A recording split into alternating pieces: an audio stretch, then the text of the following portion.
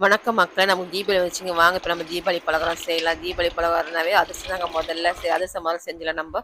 Ration percentage தாங்க எடுத்துக்கிறேன். அது ஒரு படி எடுத்துக்கிறேன். அது ஒரு படி எடுத்து ஒரு 8 மணி நேரம் ஊற வச்சுட்டு, வீட்ல நிழல்லே நல்லா காய வச்சுருங்க. நம்ம தண்ணி மட்டும் அந்த ஊத்தினா போதும். அந்த ஈரப்பதம் அப்படியே இருக்கும். இதில வந்து கொஞ்சம் சுக்கு, 4 ஏலக்காய் போட்டு நம்ம மிக்ஸில போய் அரைச்சு தந்துடலாம்.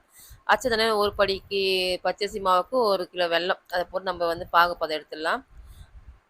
முதல்ல எடுத்த மாதிரியே பாகுபதம் கரெக்ட்டா வந்துருச்சுங்க. இப்ப நம்ம பச்சரிசி மாவு எடுத்து நம்ம போட்டு கொஞ்சம் கொஞ்சமா போட்டு நம்ம கிளறி எடுத்துடலாம்.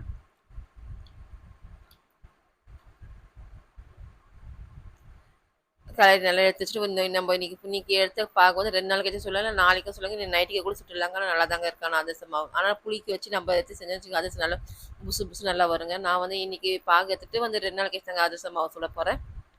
நல்லா இப்ப பாருங்க பாகுபதம் நல்லா வந்துருச்சு. இப்ப இது மேல நல்லா காயாம இருக்கிறது நெய் கொஞ்சம் தடவி நம்ம எடுத்து வச்சிடலாம். இதாங்க பாகுபதம்.